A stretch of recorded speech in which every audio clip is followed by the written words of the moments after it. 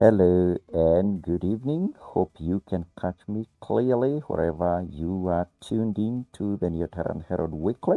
This is the 16th episode of your weekly astrology guide, and we are coming together as we're looking forward in just a matter of minutes from now to welcome week number 35 of the sixth year in the Neoteran calendar dispensation. My name, as always, as usual, is your personal astrologer Jorodoa Homewarugongo. And we don't have much time, so I'll go very quickly through the various uh, sections that we need to cover this evening. But before we do that, let's just check out the timer. So we know we have just 35 minutes. You just have 30, just over 35 minutes to the start of week number 35. Week number 35 at the town at sunset. On this material day. It's a very important and a very important episode today. So you will forgive me for not dilly-dallying on any particular point. But of course, if you can listen, and if you are listening to us, if you're watching us from wherever you are doing it, use the comment section. Today, this is not a strictly live episode. It is pre-recorded. We are pre-recording just about that an hour or two before the start of the new day and or the new day and the new week. So if you want to, you'll not have the usual live chat, but you can use the comment section like a normal video to interact with us, and we'll be there as the event as the video is streaming. You'll be able to respond to that directly. So without much further ado, let's look at the celestial alignments. Let's look at what we call the planetary dimensions for this week number 35. And these are the planetary dimensions. Again, we will share these graphics with you so that you can look at them. The essence of sharing these graphics with you, this tabulated data, is because it is the very same sort of data that we give in your natal profile. Your natal profile, the foundation, the edifice on which every prognostication that relates to your Neoteran creative mandate is based on this sort of data. And we say the data that is in your data profile is like a set of keys. Then these data that we are talking about now, as you're living through time on this week number 35, and this is, remember, it's a specific snapshot at the exact midpoint of this week, represents the kind of doorways and portals that are open at this period in time. So for you, the essence of giving this, so that if you, depending on your understanding, you can look at how much concurrence there is between what is essentially your key and the doorways that are opening now, the locks that are opening in the expanse of time. And that is that is the need of these dimensional graphics. Of course, since late last year, we've also been giving you another graphic very similar to this one, not identical exactly, but this one gives you the order of the planets according to their zodiacal alignment. There is always the lineup of planets, but how are they lined up? And this is the order in which the 16 essential planet and planetary celestial points in the Neoteran lexicon. These are the ones that have significance, beginning with the anti-solar point, which is still in a point of house 2. And I think I'm not pointing at the right what, and I remember again, please, somebody should be able to remind me that I am not displaying the graphics I'm talking about. I'll just go back very quickly over the previous one. And the one that we're looking at a couple of minutes ago was this graphic. This is week 35 planetary dimensions. And this is how they appear at the point of sunrise. And I said that this represents the sort of gateways, doors, and points of access and influence that are available across this week, or specifically at the midweek point, at the exact most representative moment of this week, and that is the sunrise on Wednesday, the 3rd of the 9th common month of the 6th Errarium year. That is the alignments, and this essentially represents the doorways, the portals, the various points of access for influence and provision that can be able to access through this week. And they are arranged here, of course, by the order of the planets, how they succeed each other. So that is what I was showing when I was still displaying the countdown timer. So if we go to the next, this is last week, zodiacal planetary order, we need to look at week 35's zodiacal planetary order. This is how they appear. And I was speaking about the 16 essential planets. They are not all planets in the sense that they are luminaries and they are objects that you can look with your naked eyes or with a pair of binoculars or a telescope. Some of them are actually points that don't represent anything that emits a light as such, but one which guides our prognostications, which also takes planetary shifts across the celestial heavens. The three of them is the anti-solar point, and we have the DC node, the descending node of the moon, and the ascending node, where the AC node now, AC node is here, is number 3 in the zodiac order. So this is the zodiacal order of the planets at this time, at this point in time, and this is usually unique every week, especially because we have some body like the moon, which shifts considerably across one week to another. So anti-solar point, the first one, but the second one is Pluto.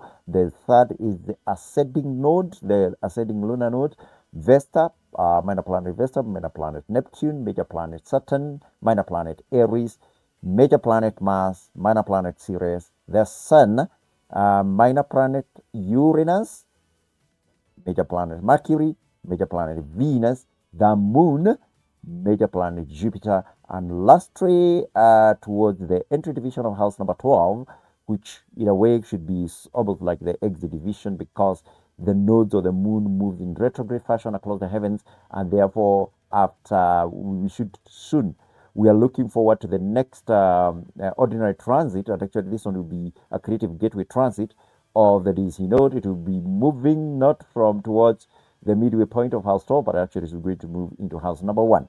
Of course, we tell you that in due time. Certainly, it will take place either very late in this year, certainly not likely, but certainly by next year, year 7, Erenium, that is when we're going to expect the DC node and the AC node to make that transition. So, unless you have any specific questions about any of these numbers, these are angles, not just numbers, but they are angles. They are measured in either degrees or in hours, minutes, and seconds, depending on what sort of dimension we are talking about. I'll not go into these again. Dimensions are very, very essential. We look at 8 of them in our system. So can we look at the major planets? How do they look like this week? We are not going to have the usual breaks between sections now because owing to time. So we're just going to go right through everything so that we look at the highlights and we give you the opportunity to participate as we speak into the new week. So these are the major planets. These are the major planets, and I can tell you without changing the graphic, the timer. We have just 27 minutes, more than enough time to go through these graphics and look at the particular highlights and what they portend for you for the week. Again, I cannot be able to tell you very much actionable information, unfortunately, maybe fortunately, depending on your perspective, because these are doorways again. Keys are very individual. Of course, we all live through time collectively. The way we live through time is collectively. If they are global events, they'll affect all of us. If they are national events, they'll affect people within certain nationalities or geographical boundaries.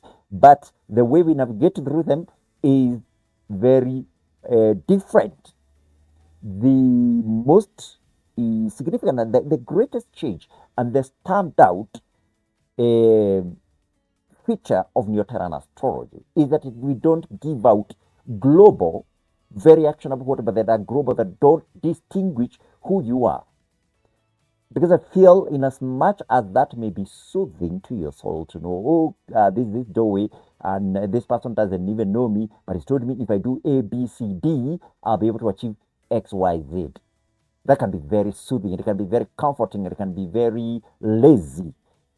Yes, some of us are lazy in a creative sense, but it is not the truth. It is not the truth. That is why these I express frustration at these TikTok astrologers who give you very actionable information, and they tell you, and they have no clue who you are or your current your profile.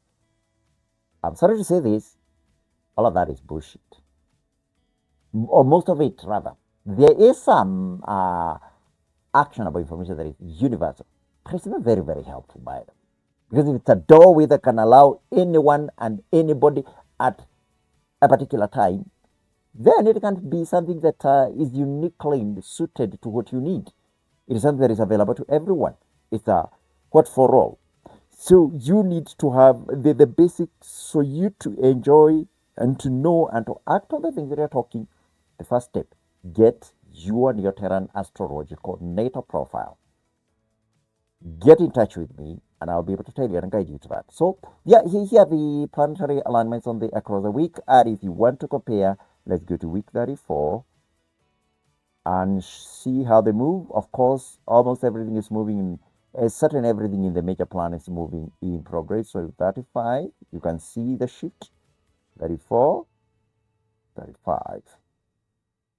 Last week, oh, we are not here. 35. We left them the sun and Mercury and a conjunction somewhere here. If I leave my pointer there, you see that is where the sun and planet Mercury are going to be depicted as being in conjunction. So that conjunction has been broken. That is what we see. And then let's look at the minor planets. So let's look at the minor planets across week 34. I'll begin with looking at week 34.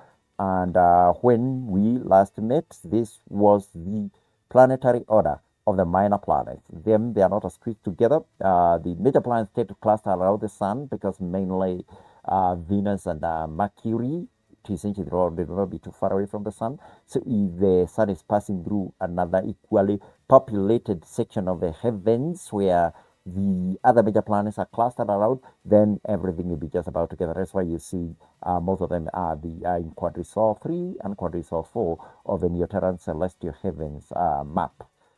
So this is the minor planets. I think why we had this conjunction here between Neptune and our planet Vesta. Vesta and Neptune were in conjunction. Are they still in conjunction? If you look here, that is week 35, and you can see they are still in conjunction. So again, the minor planets don't make too big a change across the weeks. So week 34, here you go, week 35. And you can see the only major shift is that of the anti-solar point, which moves at the speed of the sun. The sun is quite rapid, maybe it's number 3 or 4 in the with the speed at which the major planets move across and shift across the celestial heavens. And here we do have planet Aries here, which actually is also in conjunction with, I think, planet Mars, as we'll be talking about. And that is it for the planetary maps and their alignments and different transits that will be happening across the week. But you look, of course, at a snapshot of highlights. These are selected highlights. There'll be many dozens of astrological alignments that will be happening across the week. But if you look at just a few select ones, the ones that have most consequential, programmability and have maybe universal appeal. We do that, especially if they are major planets. That is what we do.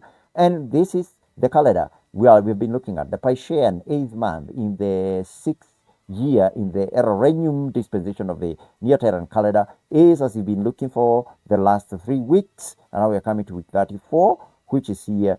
And we are, of course, we are looking at week 35. So we are at the very end. The first day of week 35 falls within then the Piscean month, so it is. But the rest of the month, the rest of the week rather, is in month 8 and month 9. And month 9 has a particular adjectival characteristic. It's Aryan. It is conceived later tonight. We will have the sun and the moon gather, meet together at the entry division of house number 8, at the exit division of house number 8, and that's a little bit of what, because that is the entry division almost at the cusp, or the midway point, and they will bring about the beginning They'll mark that event will mark the beginning of week number 9. Now, some highlights that we've not shown in the highlight segment is that of these two important holidays. One of the things we with this is not because we are espousing a certain worldview. I don't mean to espouse a Jewish or a Hebraic worldview or a Christian worldview. But one of the things we are completely persuaded and we are certain about is there is something very, very significant about the period that we call Passover. Passover represents something very, very specific about time. It should not just be Passover, but it is recognized as Passover because of the people who are able to access something. And it is essential, completely essential, about, especially when you're talking about transcendental creative work. I mean, this is interdimensional. We are talking about something that crosses not only the material world, but into the cosmic order, but into the eternal order. And there's something that happens around this period in time, from the 7th to the 9th, 10th month in our calendar. And these events are essential, the 7 weeks we are talking about. So here we are at the beginning, at the onset of this period in time, the Shavuot period, because we reckon this in two ways. Because why do we talk about Shavuot and Pentecost at the same time? And are they not representing the same thing? No. Shavuot is a relic. Both of the Pentecost and Shavuot are relics from the original, the forerunner understanding of Passover period. So when it came, the Passover time during the redemption of the children of Israel, the only window that could have worked for them was the Pentecost, was the Passover period. It was the 15th day of the man. And what you would do is you'd count 7 weeks from that to arrive at Shavuot.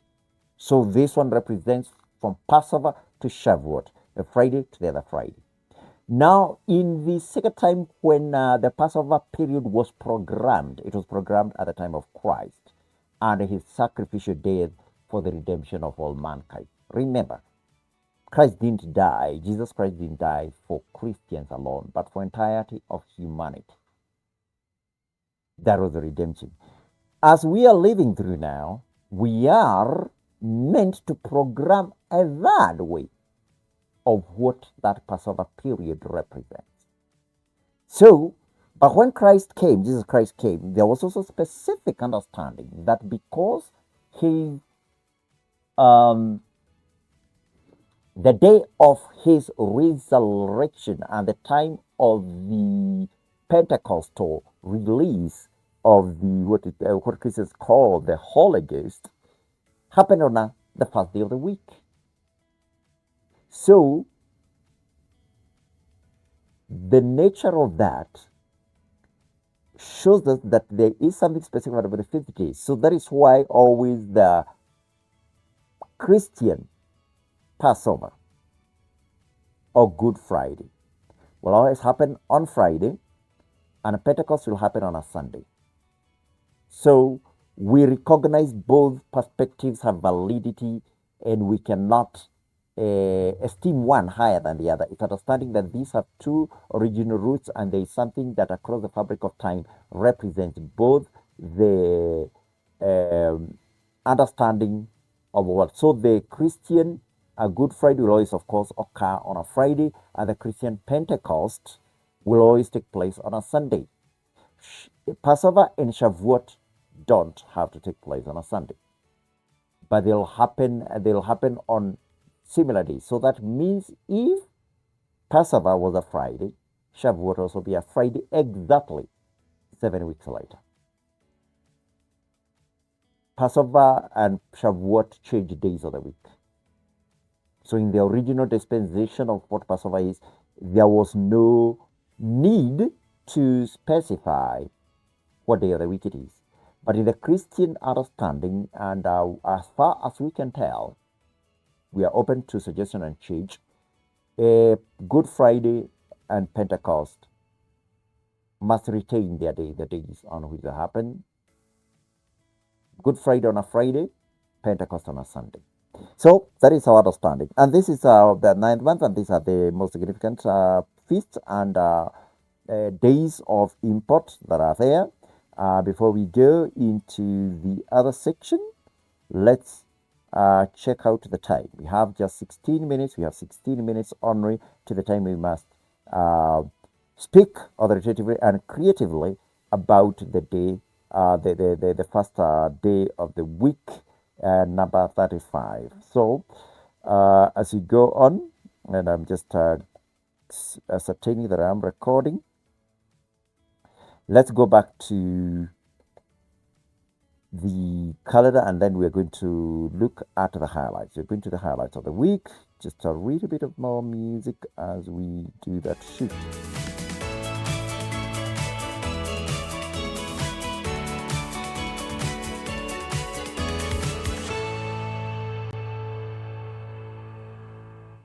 Okay, thank you.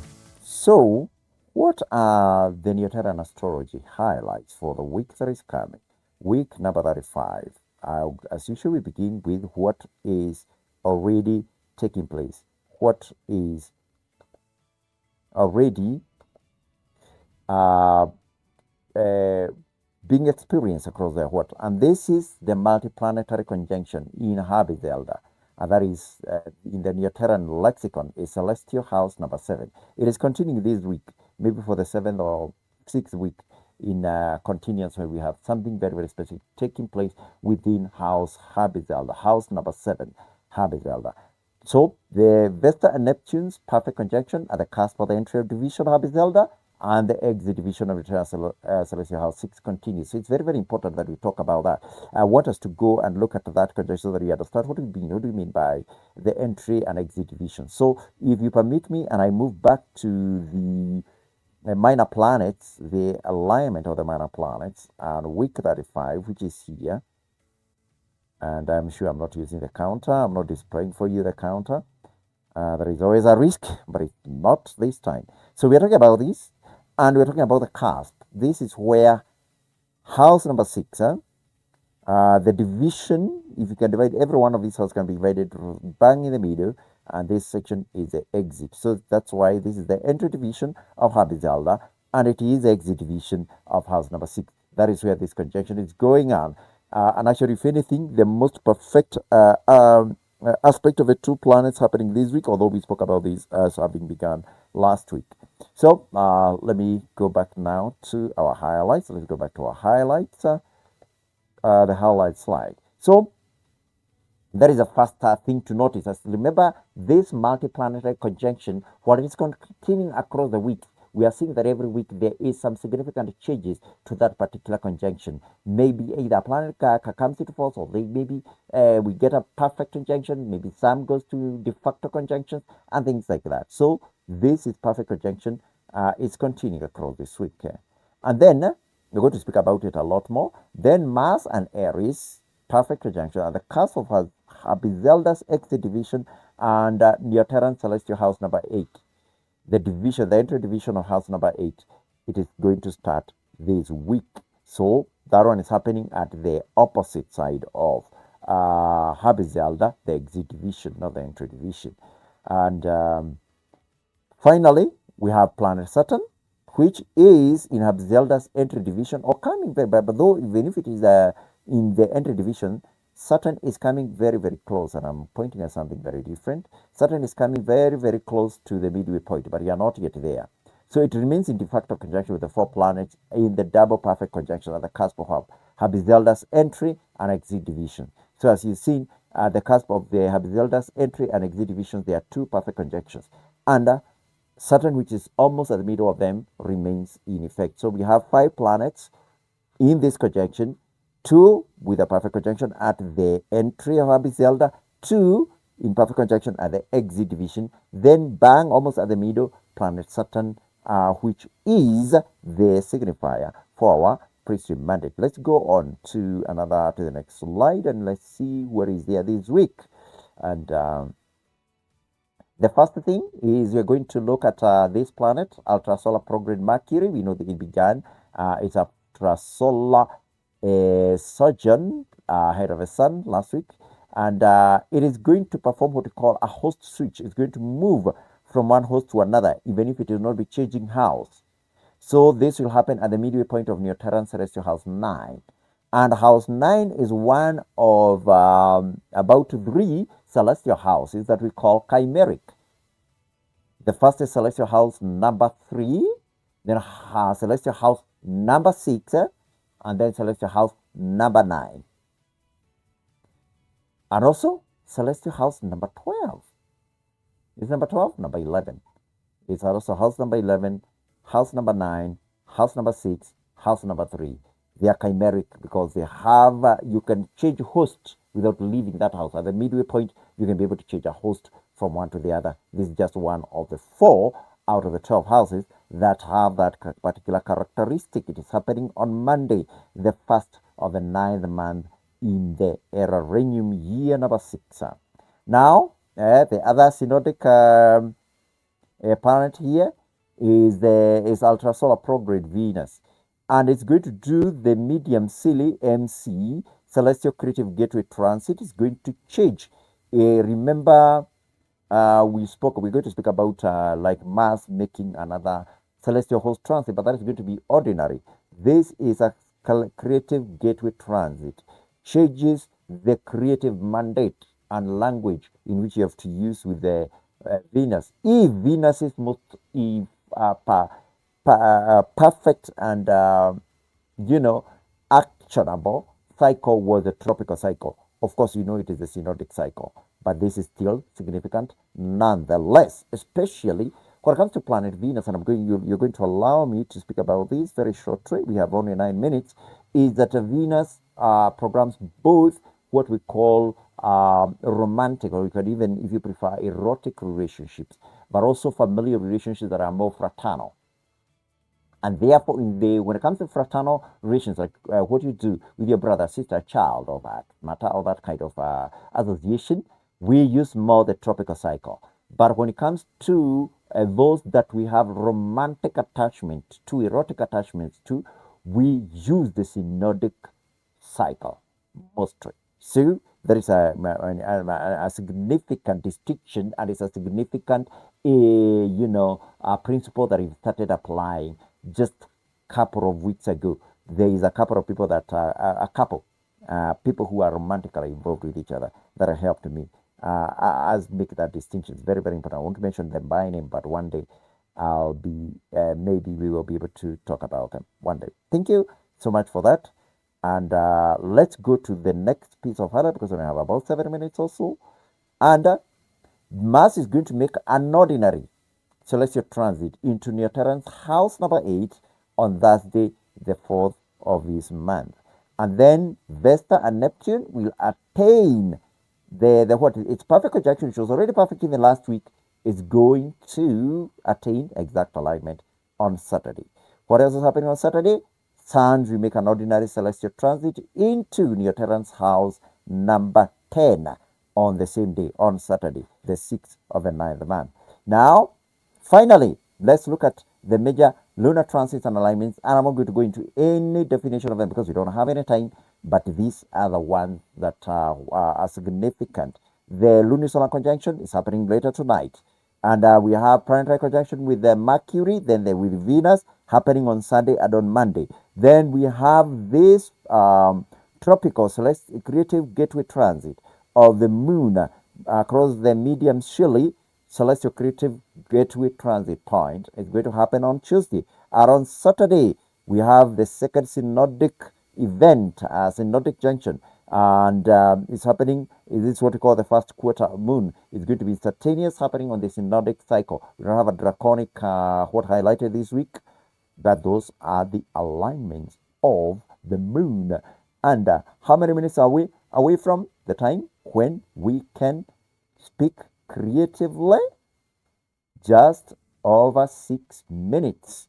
And therefore, what I'm going to give you, because you're coming very, very close to the point at which we must speak to creatively program what outcomes are brought about this week, is that I'm going to give you just a couple of minutes.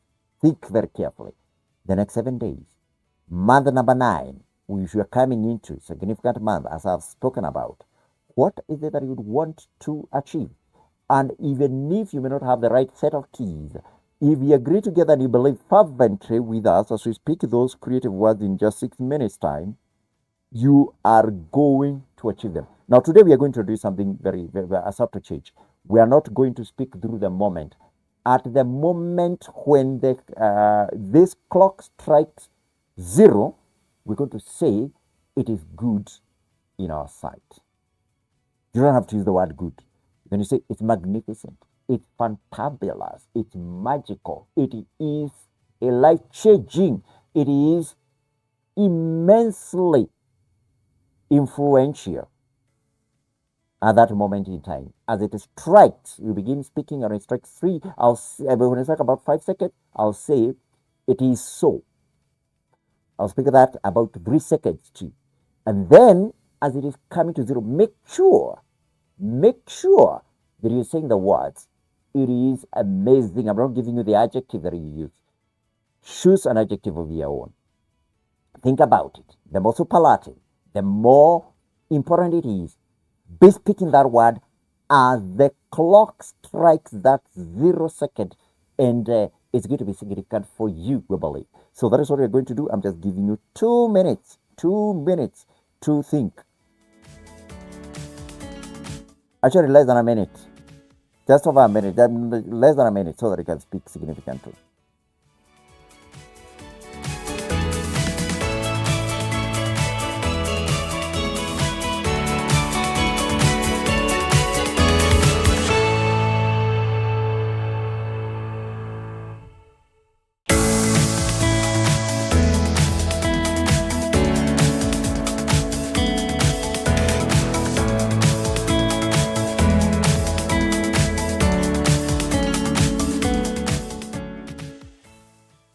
Thank you so much. Sorry if that break didn't give you adequate time to grab a glass of water or tea or coffee or anything of that nature, but just because of the nature of time as it is. So you're going to speak now to ensure that as much creative influence, as much creative provision as we require for this new week and the new 9th month is available for us.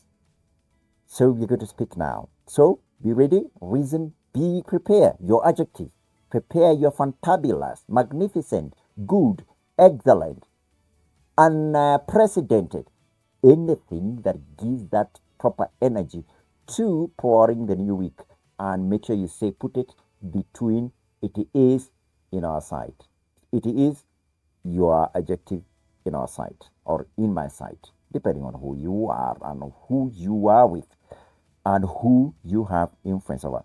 So, week number 35, we're on the verge of starting week 35, and as the celestial alignments have indicated, this is a magnificent week that is about to begin. It is also the point we are crossing into the 9th month, the 9th Aryan month, with its promise of redemption and access. And I speak that let this new week bring to everyone that hears me, according to the things that they have uppermost and foremost in their minds, be it in their personal spaces and spheres of influence, be it within their familial relationships, be it within the community in which they live, be it for national programs that they have an influence and access over, or may it be global or maybe universal across cosmic time and space. The windows that are opening for transit, shift, and transformation and renewal, they have significance for them. I speak this week number 35, the next 7 days, that every one of it in its shade and color will avail to every one of us. Every one of us that is listening and actively believing and working and feeding their energy in essence to transformation across these 7 days. Nothing shall come to hinder them. Nothing shall be a roadblock, shall be a chasm, shall be chaotic, or shall be a cause for retrogression. It will be ascent, progress, achievement after achievement, and their words shall have influence. They shall be persuasive. They shall have strength. Let them bear forth. Let them bring, in essence, everything that they hope for, believe. And I speak that they are blessed not only when they come, but when they go out. Not only when they lie down, but when they rise up. Not only when they open their doors, but even when they close them, when they exchange vows and promises and sign contracts, the strength of their becoming who they are shall proceed, shall be of significance and across time, not just in the new week, not just in week 35, not just in week or month 9 of the Neoteran calendar, but across all time and across all space, the things that are beginning this week shall reverberate, shall be consequential, shall be of excellence and superseding every starter that has been laid or shown heretofore. For we are the standard bearers. For it is so, and it is magnificent in our sight. Thank you. If you spoke those words forcefully, emphatically, with total belief that they have significance for you and they have significance for those who you cherish and believe in, this, as we come to the end, is the Neoteran Herald Weekly. And I have been your personal astrologer, Joroge Wahome Warugogo. Signing off.